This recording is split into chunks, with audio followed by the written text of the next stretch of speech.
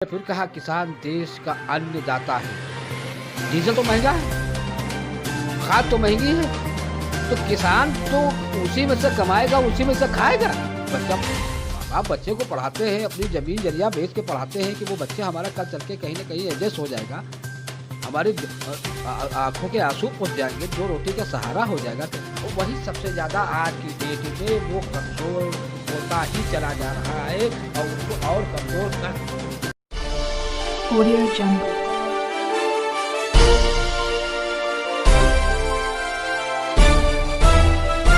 Audio Jungle. Hello हमारी भारत की जनता, मेरा नाम है आबिद और आप इस वक्त देख रहे हैं मेरा चैनल मैं तो पूछूंगा जनता से सवाल। हर बार की तरह हमारे साथ इस बार भी मौजूद हैं समाजवादी पार्टी के वरिष्ठ नेता शिब्बू रज़ाकी जी। कुछ सवाल पूछेंगे किसानों के बारे में और देश की क्या हालात है उस बारे में पूछेंगे। वीडियो को शुरू करने से मैं एक सवाल पूछना चाहता हूँ शिब्बू रज़ाकी जी। बहुत लोग ऐसा कहते हैं कि हर वीडियो में शिब्बू रज़ाकी जी को क्यों लेते हो तुम, और कोई नहीं मिलता कि हर वीडियो में जब भी देखे शिब्बू रज़ाकी जी, तो इस बारे में आप क्या कुछ कहना चाहेंगे? आबिद साहब बहुत बहुत धन्यवाद। और मैं चैनल मैं तो पूछूंगा इसको भी बहुत बहुत धन्यवाद देता हूँ। रही बात कि जो सच चैनल है सच्चाई के रूप में, वो चैनल मैं तो पूछूंगा आबिद साहब आपने जो चैनल शुरू किया।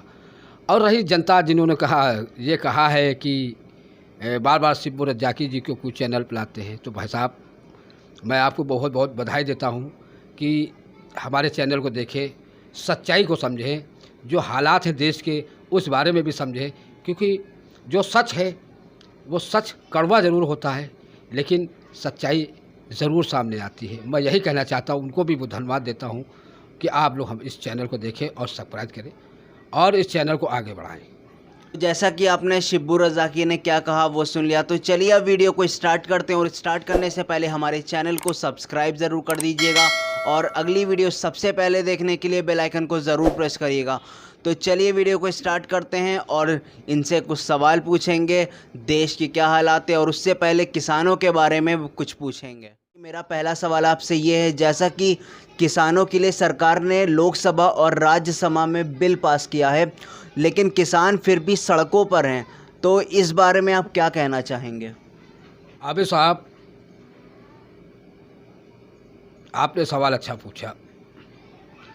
राज्यसभा और लोकसभा में तो पास हुआ, लेकिन राज्यसभा में जिस तरह से पास कराया है सरकार ने, वो सब किसी से छिपा नहीं है। और रही किसान की बात, कि किसान अन्नदाता है इस देश का, किसान हमारा अन्नदाता है और उस किसान से जो अपने खेतों में अनाज पैदा करता है, वो अनाज हर गरीब किसान वो लाता है और बाज़ारों में बेचता है, जिससे उसकी रोजी रोटी चलती है। लेकिन सरकार ने कहा कि ये सीधे एक कंपनी को ये अनाज दिया जाएगा और वो कंपनी उसका रेट और उसका मोल भाव तय करेगा। आज उस कंपनी है, कल वही कंपनी जो आज 1400 रुपये क्विंटल धान है, कल वही कंपनी 1000 रुपये में कहे कि हम 1000 रुपये ले लेंगे। तो किसान का जो अनाज है, जो उसकी धान है, जो उसका चावल है, जो उसका गेहूं है, तो जब आधे रेट पर जब वो लेगा कंपनी, तो किसान क्या खाएगा, क्या रखेगा, क्या होड़ेगा, क्या बिछाएगा? क्योंकि किसान, मैंने फिर कहा, किसान देश का अन्नदाता है और किसान इस देश की रीढ़ की हड्डी है। किसान से ही हमारे देश का लोकतंत्र, किसान से ही देश की जो आर्थिक व्यवसाय है जो वो किसान से ही चलती है। दूसरी बात, समाजवादी पार्टी 2012 में सरकार बनी, अखिलेश यादव जी उत्तर प्रदेश के मुख्यमंत्री हुए। जब किसानों का नुकसान हुआ तो उसकी आय के दुगने के, यानी जो 1400 रुपये क्विंटल धान था उसको बढ़ा के 1600-1700 रुपये किया, क्योंकि 200-300 रुपये बढ़ा के दिया कि किसान जो है इस वक्त भूखमरी पे है, उसका अनाज ख़त्म हो गया है, उसको यानी उसका वही रोजी रोटी वही खेत में उसको अनाज पैदा करना और मार्केट में ले जाना, उसी का खाना पीना और उसी का पूरा परिवार उसी खेत ही से उसे अनाज से ही चलता है। किसान, डीजल तो महंगा है, खाद तो महंगी है, तो किसान तो उसी में से कमाएगा, उसी में से खाएगा। जब उसको बचेगा नहीं तो किसान क्या करेगा, या आत्महत्या करेगा। इसीलिए मैं कहना चाहता हूँ कि इस सरकार इस बिल के बारे में सोचे और समझे और इस बिल को वापस लेने में ही अच्छाई है कि किसान को दुख दर्द समझना चाहिए सरकार को, ना कि जो है किसान के ऊपर उसको बलि का बकरा बना देना चाहिए और किसान से बगैर पूछे। अगर आपने इस प्रस्ताव को रखा था तो आप किसान के यूनियन के लोग थे, तमाम किसान थे, उनको बैठ के एक मीटिंग करते, उसके बाद इसको डेट तय करते कि भाई ये मामला है, तो उसको आप लोकसभा में पास करते, राज्यसभा में पास करते। बगैर पूछे जांचे समझे आपने जो है ला के लोकसभा में पास करा दिया, राज्यसभा में पास करा दिया। यानी जो चाहो कर लो, जनता को जो है उससे पूछने की ज़रूरत नहीं है, यानी कुछ कहने की ज़रूरत नहीं है, जो करना चाहो करो। इसलिए आज सड़क पे किसान है कि वो अपने हक की लड़ाई लड़ रहा है और समाजवादी पार्टी उसके साथ है, पूरे कंधे से कंधा मिला के साथ है। मैं भी किसान हूँ, मैं भी किसान का बेटा हूँ। माननीय मुलायम सिंह यादव जी किसान हैं, उनका बेटा अखिलेश यादव जी भी किसान हैं। ये सब सड़कों पे आएंगे और किसानों के हक की लड़ाई के लिए हम लोग लड़ेंगे। आपसे दूसरा सवाल ये है कि जो देश की जो आर्थिक स्थिति ये ख़राब होती जा रही है दिन पे दिन, तो आजकल के युवा छात्र जो हैं वो बेरोज़गार घूम रहे हैं, उनको आगे का भविष्य नहीं मिल पा रहा है। तो इस बारे में आप क्या कुछ कहना चाहेंगे? ये हमारी आज की वीडियो का सबसे महत्वपूर्ण सवाल है, तो क्या कुछ कहना चाहेंगे अपने अंदाज में? देखिए, अंदाज तो नहीं, लेकिन दुख के लहजे से कहना पड़ रहा है कि जिस तरह से हमारे देश की आर्थिक स्थिति इतनी कमज़ोर हो गई, नौजवान सड़क पे आ गया, रोज़गार के लिए भटकने लगा, युवा सड़कों पे आ रहा अपनी नौकरी मांगने के लिए। हालात तो बहुत ख़राब हो चुके हैं देश के। सरकार ने कहा था कि हम हर साल 2 करोड़ लोगों को नौकरी देंगे।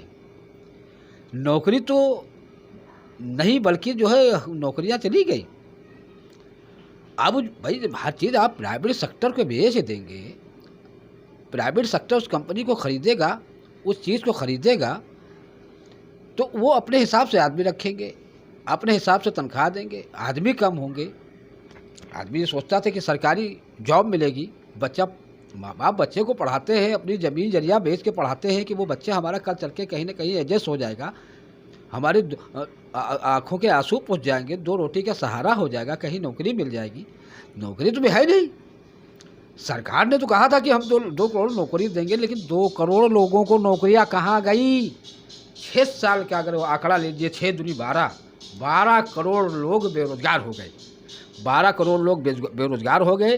दूसरी बात, जिस तरह से देश की आर्थिक यानी मंदी हालात जिस तरह से देश का बिगड़ चुका है, ताना बाना। डॉक्टर लोहिया कहा करते थे कि 100 में 80 बांधो गांठ।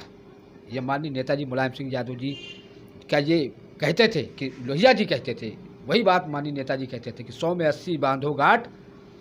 क्योंकि जब 100 में 80 लोग का परिवार नौकरी चाकरी में होगा, भूख सबसे ज़्यादा तो अति पिछड़ा गरीब किसान मजदूर, उसका कोई सुनने वाला नहीं, और वही सबसे ज़्यादा आज की डेट में वो कमज़ोर होता ही चला जा रहा है, और उसको और कमज़ोर कर दिया इस सरकार ने।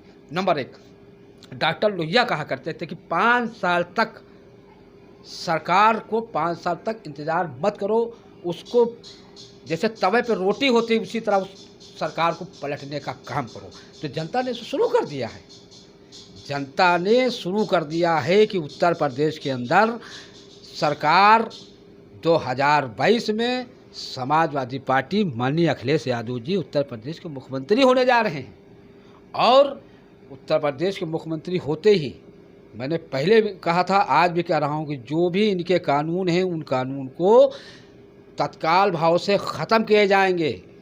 गरीबों, किसानों, मजदूरों, छात्रों, नौजवानों के लिए हित के समाजवादी पार्टी जो पहले जो उनके कानून थे, जनता से पूछ के, जनता के सवाल, जनता की बात, क्योंकि समाजवादी पार्टी सरकार तो जनता की है। हम जनता से चुन के आए, न कि जनता हमसे चुन के गई।